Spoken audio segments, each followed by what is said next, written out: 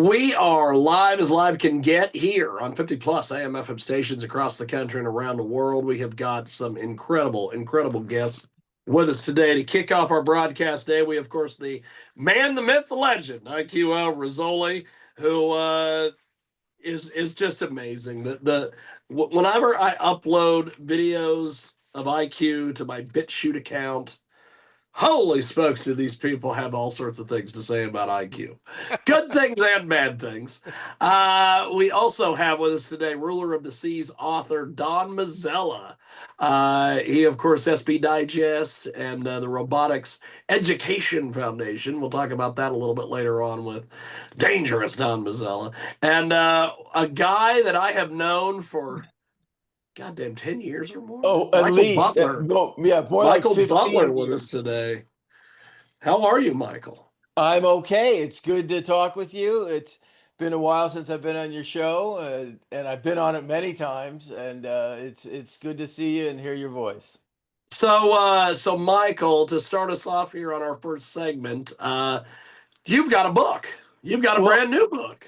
I do. I have a brand new book. Tell me and Dawn and IQ about it, and then we'll ask you some questions and bat things around here. Okay. Well, this is my latest book because in the last 4 years, I've released 4 books. And this one I just came out with is a pictorial book. It's the German 1940 war campaigns through Western Europe.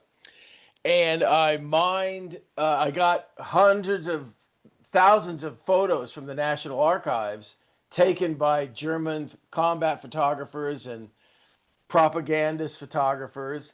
And so I created a 400-page pictorial book using a lot of text that I'd written and additional text. A lot of the text I'd written previously, and then I put in new text. And it's a 8.5 by 11 book, so it's a good size book, the larger format, and it's got about 400 plus pictures, and it's came out really well. I'm very pleased with it. And the great thing about it is all the photos, of course, are public domain.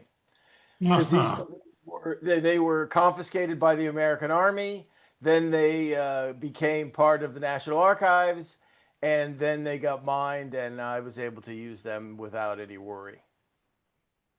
That's awesome. So Dawn, start us off here. I know you've got some questions for Mr. First, I'll say that was clever. Talk about getting content.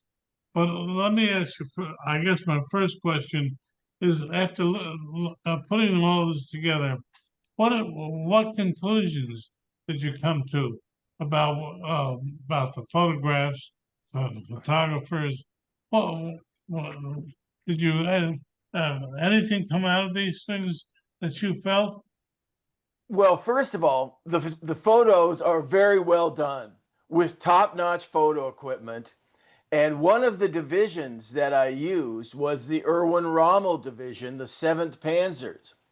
Now, the reason Rommel became a Panzer commander right before the invasion of the Western Europe was that he was close with Hitler. And he wasn't part of the general staff, the elite Prussian German general staff. So he was plugged into the last minute, and Goebbels liked him and Hitler liked him. So they loaded him up with photographers and made him kind of a propaganda division. And he also did great things because he led from the front and did things that a lot of other division commanders didn't do in that campaign. So a lot of the photographs that were created were real high quality, which was great. And when I got them through a third party. They were scanned into high res. So I was able to easily transform them into pictorial stories. The other part of the photos, the parallel part, was taken by a guy named Heinrich Hoffmann, who was Hitler's personal photographer. And in fact, Eva Braun was an assistant for Heinrich Hoffmann, and Hitler met her at his photo studio. So that is how That's awesome. Yeah. And so those photos are very high quality. Hoffmann is famous for being Hitler's personal photographer, and he didn't take all the combat pictures because he was very scared of being in the close range of fire. But a lot of his staff did, and they printed a book in December 1940 called "With Hitler in the West," and it was a propaganda publication with 200 great pictures. And so I essentially took that book and broke it up into 8 separate chapters, and then pieced it out through the whole text. And it's very well documented. And then I used Erwin Rommel's book and other source materials that I had from other German generals. And I created this pictorial story, which gives you a real nice text picture and the photo pictures with it as well. Well, let me ask you this question. The Germans poised and allowed the English to evacuate from Dunkirk. Did you, if you may remember? Well, yeah, the word "let" is a bit. I don't think they actually wanted them to be able to evacuate. There were a lot of mistakes made, miscalculations, misjudgments, and Hitler often during the middle of a campaign would get kind of this victory disease. In the midst of great gains, he would get very nervous and he would start to lose his sense of focus, and his commanders became very frustrated with this. Now, the other part is the tank commanders thought there's no way we can take our tanks into the Dunkirk area because it was too marshy, and the tanks would have gotten stuck anyways. So there was also that valid part of we couldn't go in there, and then the English had a great navy and the 800 ships from Britain that were able to evacuate everyone. So there's a lot going on there. Well, that's true. What always they talk about is the fact that they didn't maintain air superiority over Dunkirk. Either, uh, in effect, if you look at some of the anyway, but I guess well,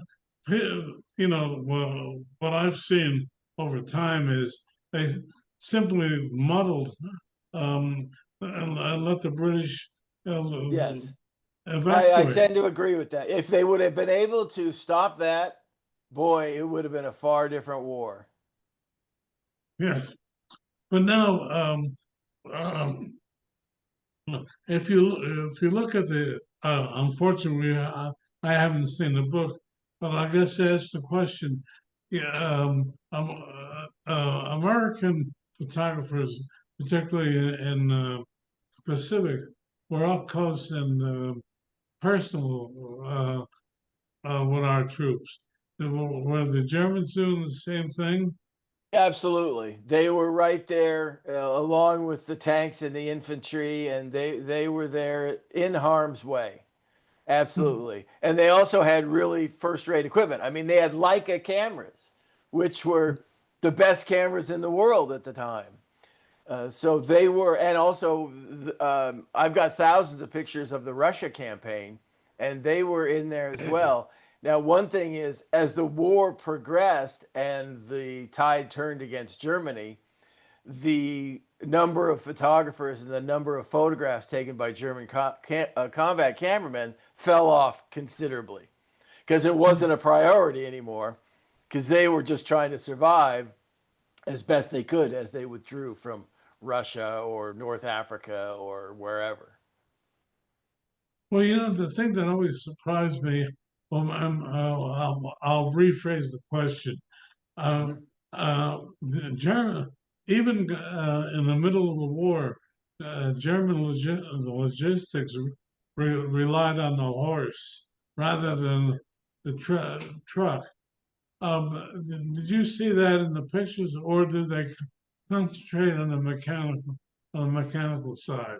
Well, we saw both, but I'll tell you, in that Western campaign, there was one picture which thought was so funny, and it shows a German column, and the guys up front were riding bikes, and then the other guy up front was riding a horse, and there were a bunch of goats and cats and dogs following them. So that shows you, yeah, the German industry could never produce enough to make the army fully mobile. It was Yes. never able to do that. And they had to have horses. And even when they had a lot of trucks, they weren't always the most reliable. They were high-tech gear that was tough to service in the field, and they had lack of spare parts. So they never had the overwhelming superiority. And when they saw the numbers that were being produced by the American factories, like in 1942, a lot of the German higher ups got those from secret agents, and they didn't believe those figures. There's like no way they could produce 50,000 planes in a year, and but it was all true. And so yes, the German army suffered from lack of mobility because their industry could not produce the numbers that they required. Well, they also seem to indicate the tire tank needed 10 hours of support for 1 hour of combat versus 1 hour for 1 hour in our patent tanks. I mean, do you think that, I mean, do your photographs and those photographs reveal some of this? Well, they do show, they don't show it too much, but within the text that I put in to supplement the pictures, there are the stories of many breakdowns in the field that couldn't necessarily be fixed because you got to remember this the period that I covered in this particular book, 1940. A lot of the big tanks hadn't been produced yet. The Panzer III was the dominant tank in the Western campaign, and the French and the British had better tanks. They had better tanks, better equipment, and more soldiers, and they lost because the Germans went faster and surrounded them and scared the hell out of them and sent them packing with their new blitzkrieg tactics. That was it. It wasn't numerical. It was all came down to leadership and bravery, but also audacity. Like within those Rommel stories, he would be down on fuel. He would he would scavenge all he could, and he would say, "Go in there and surround them and keep pushing, even if we're at the end of the logistical rope. The more we can push, the more they'll run." And that's exactly what happened. IQ, and turn it over to you. The photographers, did they take pictures of the concentration camps? I Well, don't think. this was 1940. So at this time, there was no death camps yet. Those didn't get ramped up till after the Germans had invaded Russia and Poland was able to be used as a staging ground for the industrial camps. But nonetheless, you do see them marching a lot of prisoners away. Now, in the 1941 book that I'm putting together right now with the Russia campaign, you see them rounding up Jews in Minsk. I have pictures of Jews being walked away, or even Russian POWs who were probably starved to death. So in the newer book, I get that, but in the 1940 campaign, that wasn't yet part of the war picture. Yeah, fully understand that. Yeah, you're right. Because they started in 1942, 43. Yeah, when it really started to get ramped up. Yeah, yeah. But nonetheless, behind the scenes, those SS units were following up and rounding up people, but I don't have pictures of that. But that was happening from the very beginning. These were the Einsatzgruppen. That's right. That was in Russia. Those were the special action groups. Yeah. That went around. That really happened big time in Russia. Not so much in Western Europe, because I think a lot of the Jews in Western Europe were just put into ghettos, like in certain cities, in Amsterdam or wherever. And they weren't being shipped away. They were being, kind of sealed up in certain areas and being counted, probably, as well. Were they treated well? I don't, you know what? No, Early no, no. on, I'm talking. Sorry, I'm talking about the prisoners, the American. prisoners when they were captured? Well, American officers were treated well by Germans, but obviously that didn't happen until later in the war as well. One of the things that you got to realize with World War II is, we didn't get into combat until more than halfway through the war. Other than flying bombing missions, we didn't land in North Africa till November of 1942. So, the first 3 years were all Britain, in the Western Europe, and then North Africa, and then Germany invading Russia, and so Americans are half the war, Yep. essentially. Now I have 9 relatives in my family who fought in World War II. Not all of them were in combat units. A good number of them were. So in my previous book to this, I have unit stories of my relatives who fought in Europe with various divisions and regiments from Normandy all the way through to through Germany. What do you think of the leadership of the American army? Well, there was a famous quote from Rommel who said, "The Americans learned faster and did better than anyone in the war for how short amount of time they'd been in." So, one of the advantages that we had, of course, is that we had tons of equipment and we could bring that to bear. But early in the war, we didn't have that. And we had a lot of officers who'd never been in combat. So that was a liability in the beginning as well. There were a lot of officers that fell off because they couldn't hack it in combat. So we had a learning curve, and a lot of our soldiers were just fresh off the farm. My relatives who ended up in the war were from Iowa and Nebraska, or from Los Angeles, who had been working as a mechanic or something, and all of a sudden they're carrying a rifle.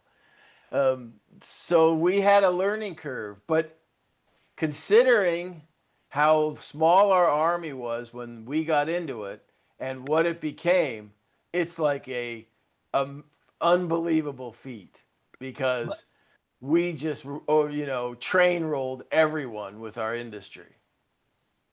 True, you had a fantastic man in Patton.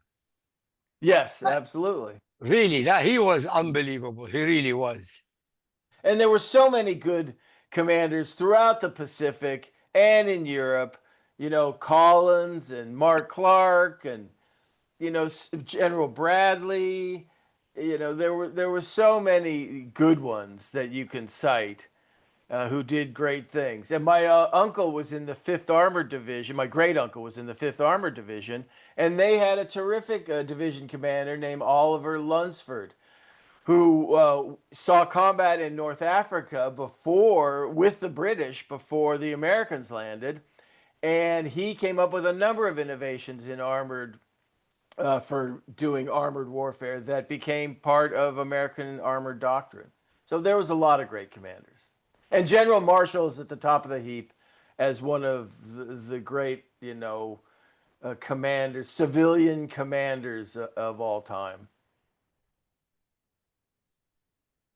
I'd like to jump in here.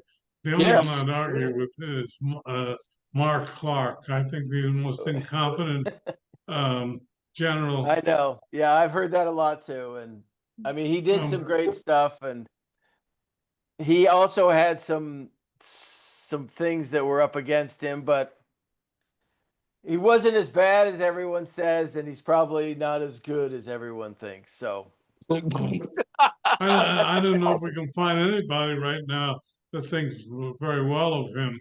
But let me ask you this question. I've seen a couple of books on World War II. They seem to say that what the Americans did was allow people to make mistakes and bring them back to command when they learned. I want to say Middendorf in North Africa. You can name a couple. But let's talk about your book more Okay. than this, because I'd like to go back. What do you, of all your photos, what do you think that they really demonstrate to the reader? Well, the Western campaign was so unique in a way that it shows the reader that the Germans were very much ahead of everyone else in terms of doctrine. And I try to emphasize that by the text that I put in the book. And I also put in a section about the history of the German General Staff.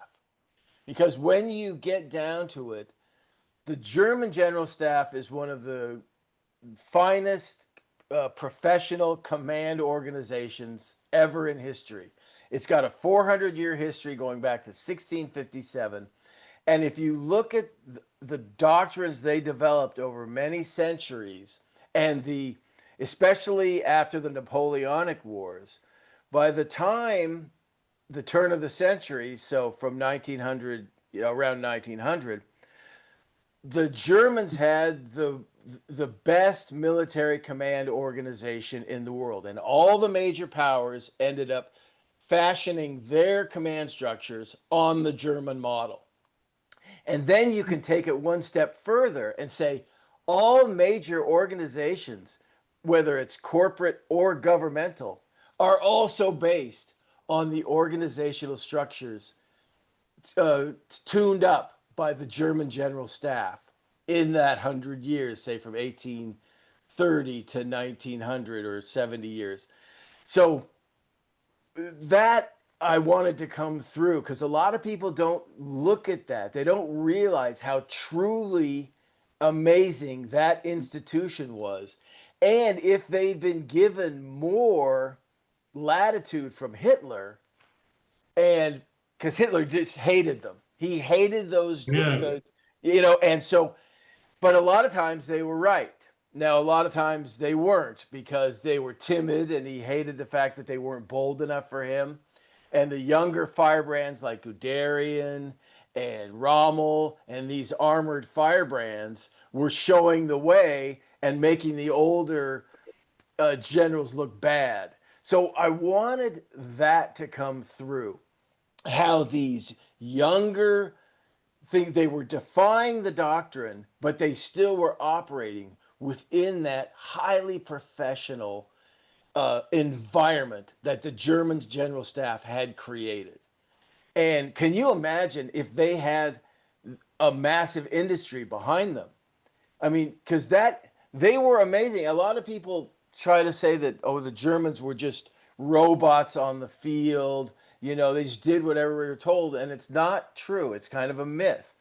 Because when they were retreating from Russia, those 2 years, those bitter retreats, they performed some of the most amazing military operations with overlapping withdrawals that made the Russians pay dearly for every mile that they advanced. And they were amazingly well done with limited resources. And so the German general staff is just something that needs to be known more about in terms of that history. Well, also, let's talk about the ordinary German soldier, who generally 8 men, what is it, 8 man units that were able to operate so effectively and so creatively. Uh, we seem to think of the German army as a rigid, as you said just Right. now. But what it really was a very flexible unit. Each Absolutely. each home unit was very flexible.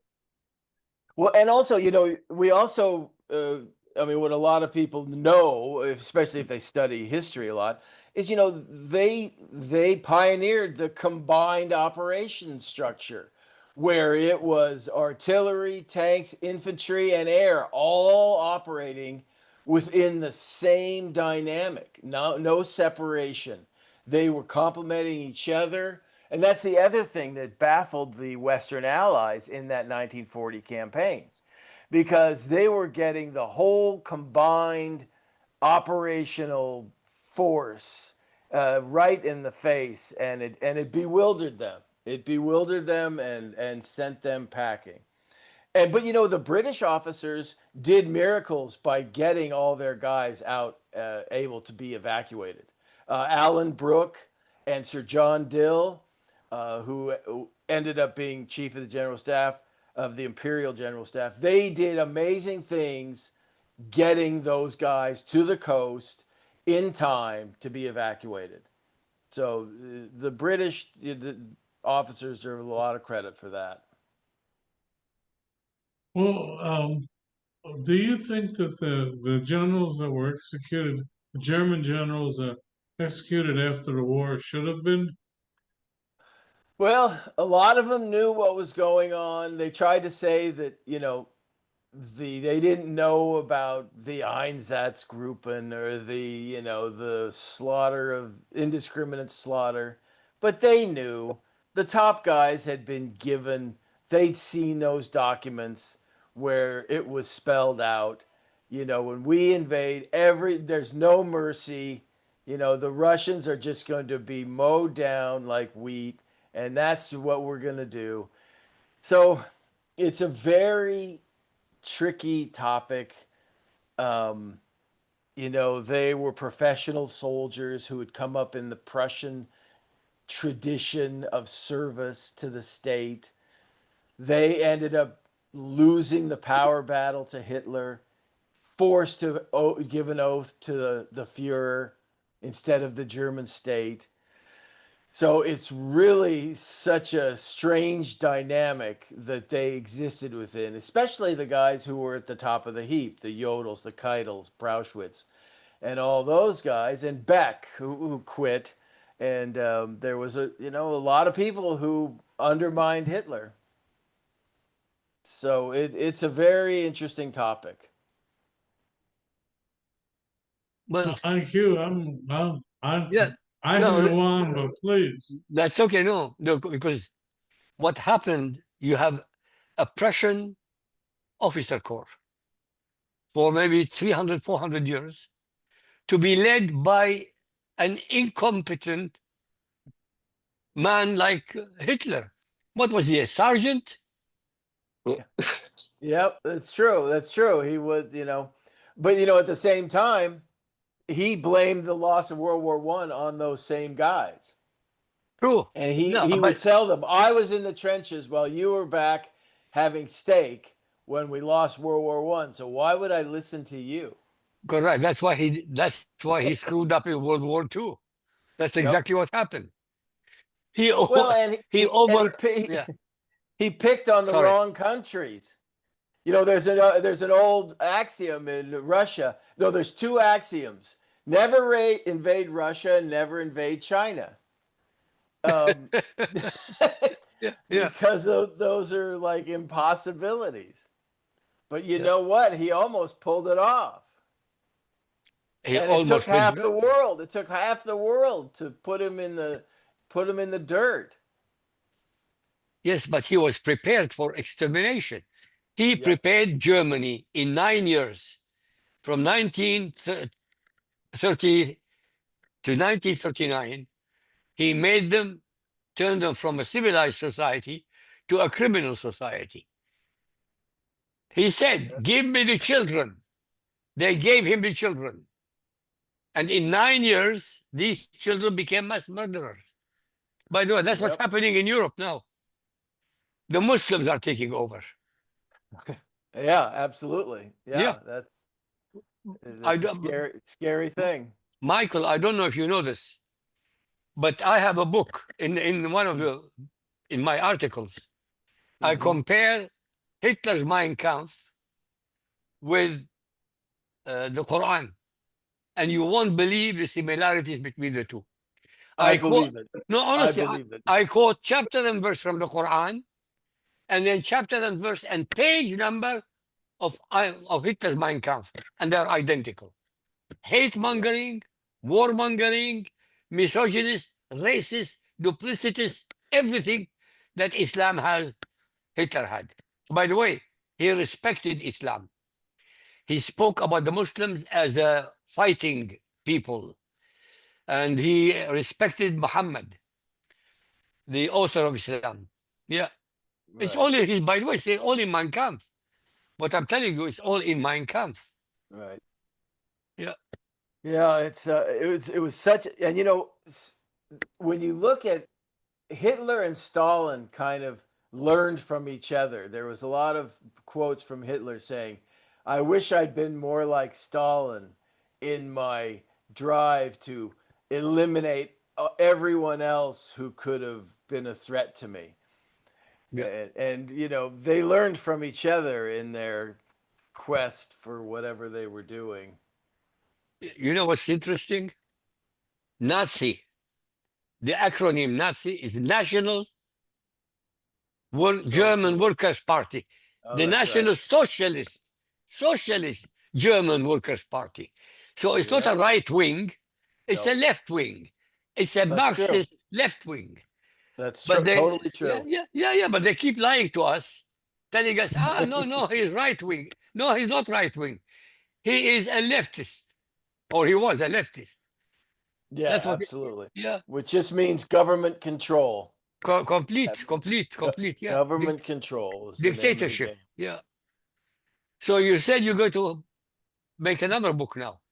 Well, yeah, well, the book I'm working on right now is going to be a 1941 German war campaign pictorials, and I've got two blocks of photos that I've laid out, two or three actually. That one of them is North Africa, and those are taken. A lot of those pictures taken by Rommel, and then the other part of it is Russia, the invasion of Russia from Poland with the 29th Motorized Infantry Division, which was part of Guderian's group, Panzer Corps, that was in Army Group Center. And they left from Warsaw and attacked straight towards Moscow. And what's great is I'm able to use Guderian's autobiography, Panzer Leader, and he mentions the 29th, and I've got 200 pictures from the 29th division, and he mentions them throughout that part of the book. So I'm able to complement those photo blocks with portions of his book that mentions that division. And in that, like I mentioned, there was a lot of gruesome pictures in that of, you know, partisans being mowed down and people, you know, some really gruesome scenes, villages burning, you know, a lot of gruesome stuff in those pictures. And then, so that is, I'm about halfway through that book. It should be out at the end of the year. It's also going to be 8.5 by 11, the larger format, probably about 400 pages. And those books That's a are huge, they're a little easier for me to produce. Like, I had a book come out last year that was it's about history leading to the 50th anniversary of D-Day. And it's a subtitle is My Journey Through World and Family History Landed at Omaha Beach, because I went to the 50th anniversary of D-Day. And this is an extensive book that has a lot of history in it, and especially it's got 4 chapters based on my relatives' units. One of them from World War One. My grandfather was with the 42nd Red Rainbow Division. This was a famous National Guard division that MacArthur named when he was right before when we got into World War One, and it wanted to be a National Guard division with units from all over the country. So MacArthur pointed at the map and said, "Yeah, it'll be like a rainbow over the whole country." So they Rainbow named it the Division. Rainbow Division, and William Donovan was in it as a major who ended up becoming head of the CIA and OSS during World War II. MacArthur was the chief of staff, and the unit that my grandfather was in was an Iowa regiment that MacArthur's father had commanded in the Philippines when he was Governor General of the Philippines. So I was able to put all the great personal history of those gentlemen in with the history of my grandfather's unit in that particular chapter of the book. It looks like a thick book. How It many is. pages? It's 880 pages. Wow. Oh no, 780 actually, 780, and it's got so much history in it. It really goes through it goes through, and I've been to Russia twice. I went across Russia in July of '92, right after this was my book that came out 3 years ago, which was Round the World and Across Russia in 21 Days, and 12 planes and 22 aviators um, through 11 countries when the Soviet Union fell and Russia returned. We were there in July of 1992, 7 months after the Soviet Union voted itself out of business, and we were guests of Vice President Rutskoy and Yeltsin. And there was all single and twin engine planes flying around the world in 21 days. So I've been to Russia twice. I went back there with my to-be wife to St. Petersburg. So within my history book, I visited a bunch of World War II memorials in Russia. And I went to the Museum of Communism in St. Petersburg. So within my book, I will put in a lot of Russia stuff as well, because Americans tend to forget that 80% of all the Germans killed in World War II were killed in Russia by the Russians, by the Soviet army. We were 80%? involved big time. Yes, eight out of every 10 Germans killed in World War II were killed in Russia. Wow. Wow. Yeah. Wow. Wow. I didn't know that. Honestly, I didn't know that. And I Yeah. studied the subject. I really studied the subject. 80%. Oh my goodness. Yes. So Wow. without that, and when you think about it, how much tougher it would have been without that, and they lost 20 Well, million people in that war. but what really, to me, surprised, 27 million Russians Yeah. were killed. Yeah. The Germans managed to kill an awful lot of people. If you Yes, think And about it. and also their tactics, the Russian tactics were, if there's a minefield in a valley, send in a division. You'll lose 10,000 guys, but we'll clear the valley. So that's how Russia fights wars. They don't care about saving lives. There's a famous story of Eisenhower when he went to Moscow after the war. He was telling General Zhukov about all the innovations the American Army had for saving lives and clearing minefields and doing this and all the devices. And Zhukov just laughed at him and he said, "Yeah, we just send in a division." So that's the way. When I was in St. Petersburg, the Leningrad Cemetery in St. Petersburg. Now, during the siege of Leningrad, over 1 million people starved to death within those 3 years that it was under siege. And they buried them in these mass graves, which is now the Leningrad Cemetery. And I visited there. And you walk in and you go past these mounds. And each mound has just a year date on it, a little plaque which says 1943, 1943 as you walk down this line. And each mound represents 50,000 people in that grave. And you walk and it's just mound after mound after mound. There's like 450,000 souls represented there. But if you look at the Ukrainian war today, they Same haven't thing. changed tactics. Same The thing. tactics are still the same. Yep. It's a Slavic civil war, and they're fighting it just like Slavics have always fought wars for 1,000 years. So nothing's changed in terms of that. And I married a Russian woman. I joined the Russian Orthodox Church, and she's got family in Ukraine and in Russia. So she's on two sides of that fence. And it's very difficult, and I don't know when it's going to end, but Russia is certainly taking a pounding as of late. Well, Putin is making a mistake. He really should have listened to Trump. Trump was literally giving him a leeway to get out with saving face, but he made a mistake. he should have listened to Trump. That's my opinion. I think he made a mistake when he invaded, but that's a different story. Yeah, but Um, we agree on that. But the thing is now how to resolve it. yeah. I agree Yeah. with you. The invasion was wrong, but how do you resolve it? And Trump was giving him a chance to save Yep. face. Anyway, we'll see. But in the meantime, young Mhm. people are dying. Yep.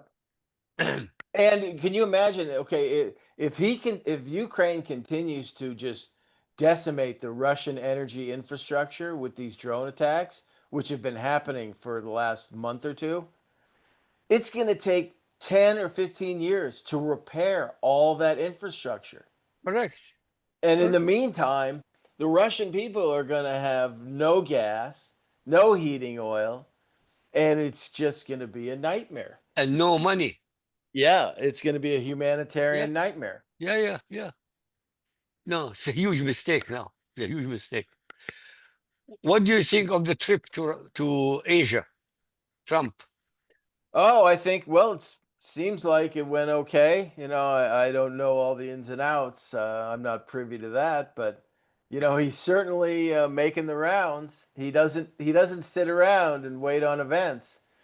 He just charges in and tries to get something done. I often think about when people are stuck and somebody says, just do something. Just try something. And that's what he does. He just tries something. Yes, but he's succeeding. The Yeah. beauty, the beauty of it is he's succeeding. He's trying, but he's succeeding. I mean, in 9 months, now it's 10 months, he has more productivity than any president in the history of the republic. Lots been going on, that's for sure. Yeah, Lots been good. going on.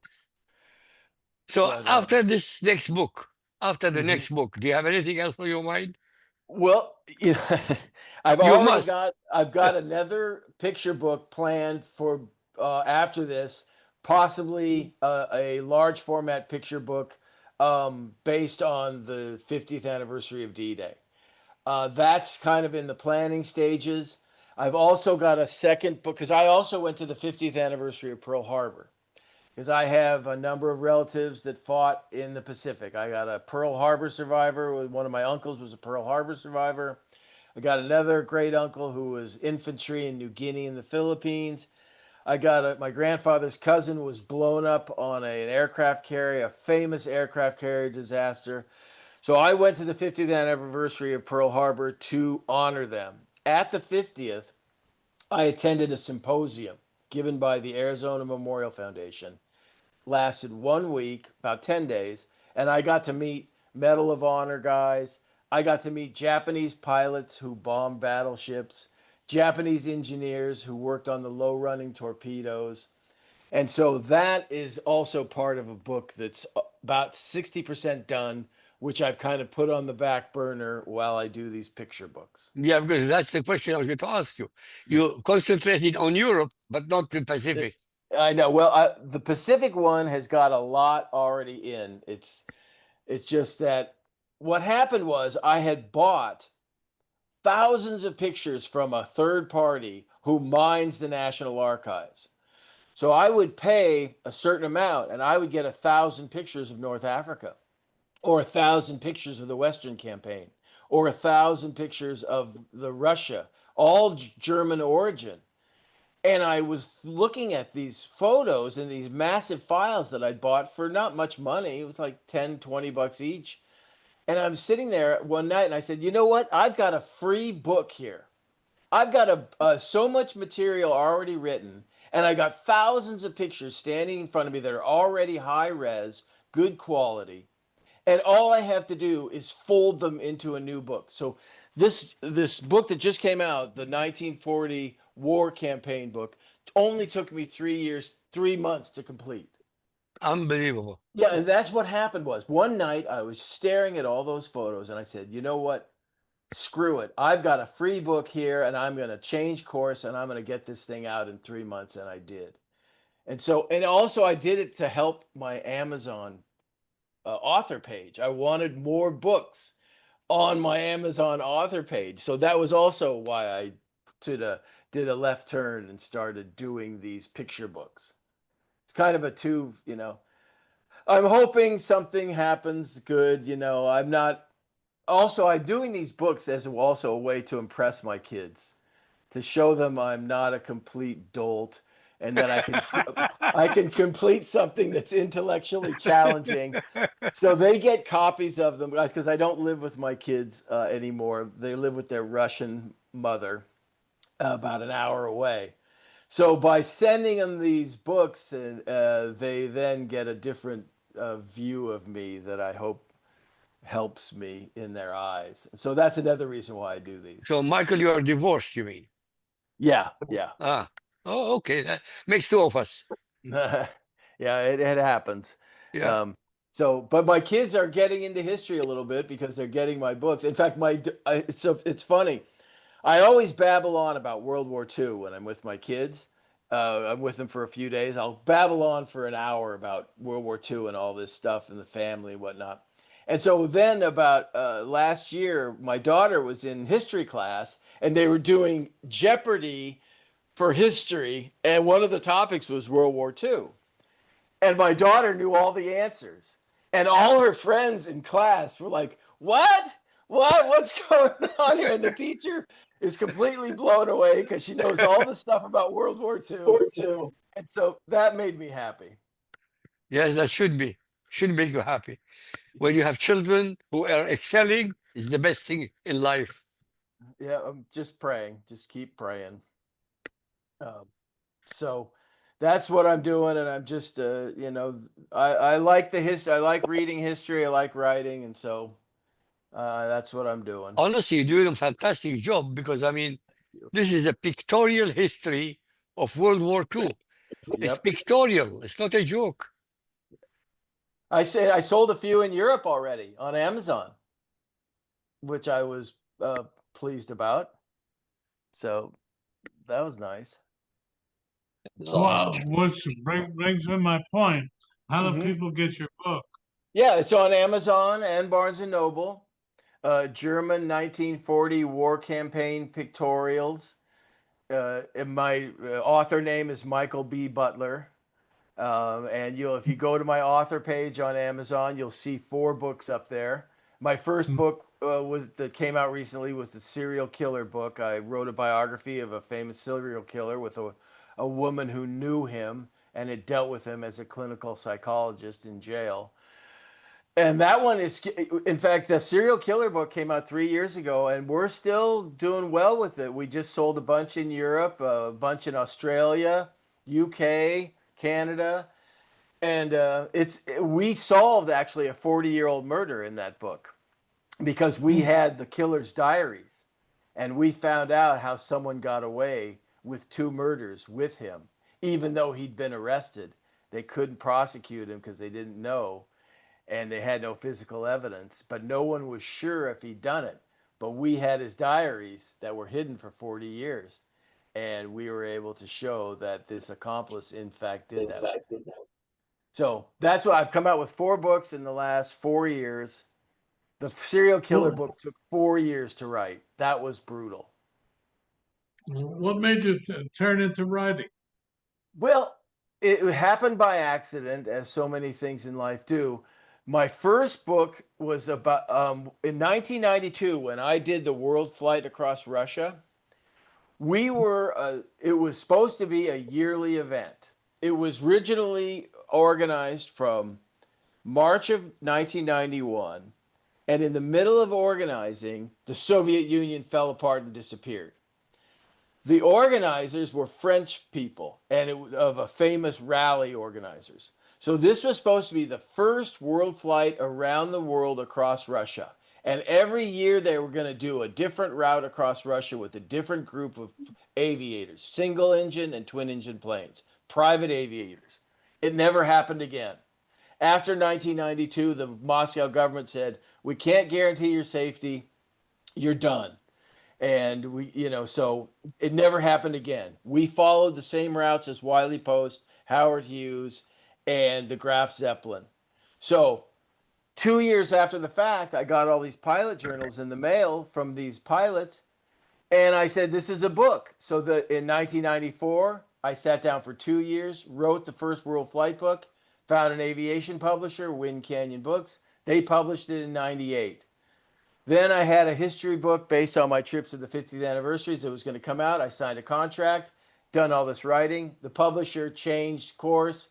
It never came out.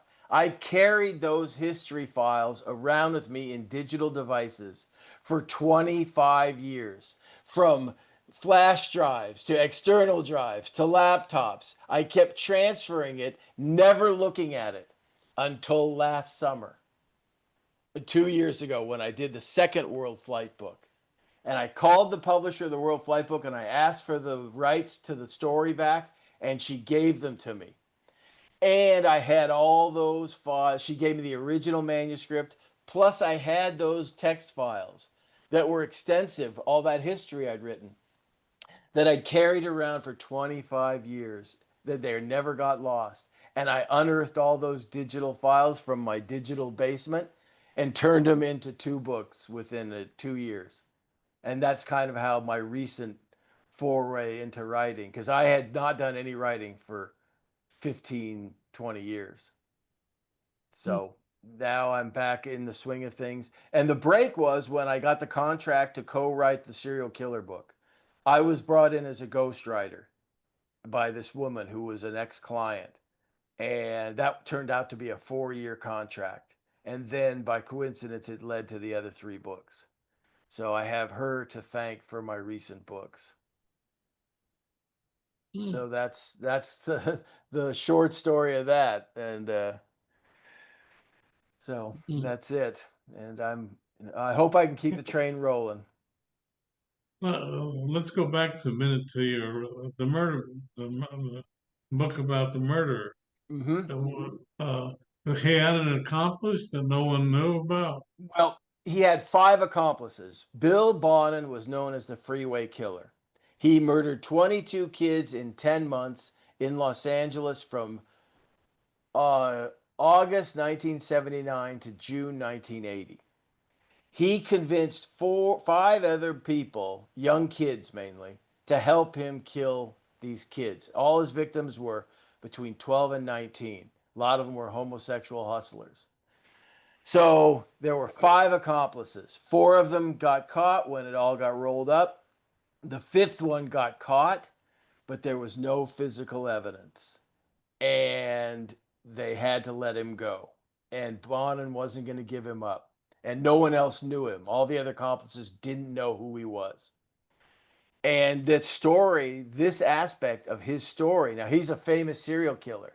William Bill Bonin, the Freeway Killer, famous. His biggest murder trial in Southern California in 1981 that had ever been. So the reason we were able to do this is the woman I worked on the book with was a clinical psychologist. She was in the Southern California jail because one of Bonin's accomplices committed suicide in jail, and he was going to testify against Bonin. So they brought her in to sit down and counsel serial killers who were awaiting trial so they wouldn't kill themselves. Then, after she left the job, some ex-sheriff investigator gave her 40 boxes of documents based on Bonin's life. And they included those diaries that had been hidden, his personal jailhouse diaries and murder confession diaries that we were able to use to construct the book. They'd never been used in any biography. So we solved those 2 murders, and we shed light on Bonin in a very different way than had ever been done. Because we had his personal thoughts about the lawyers, the media, what was going on around him, his accomplices, and he was a smart guy. But he was a Vietnam vet. Saw combat as a helicopter gunner in Vietnam during the Tet Offensive. Came back as a completely different person. Was a pedophile, seriously aggressive pedophile. So that's what that book is about. It's called Without Redemption. You'll see it on my author page. It's a good story, and when I was writing the murder stories, I had nightmares every night, and it took me 6 months. So I started watching all the most syrupy romantic comedies that I could find on Amazon, and the high school ones were the best because they washed my brain of what I had to deal with during the day in terms of constructing those stories. Michael, it's been a pleasure meeting you, honestly. You as well. You as well. Thank you for your time. Thank you for We your have to energy. meet. James, we have to meet with him again when he publishes the book. Oh yes, Sounds yes. good. I would love to have you back and Okay. talk a little bit more about the Freeway Killer book too, Okay. because Absolutely. Anytime. that would be fun. So let's start with Don Mazzella. Don, bring us up to speed on all your projects and everything you're doing Oh, there, Mazzella. well, the ruler of the seas is doing well, and my new mystery is doing even better. So I'm happy there. Then there's always the National Robotics Education Foundation, the -NREF .org. Outside of that, just keep going. Yeah, that's right. That's all you can ask for, baby.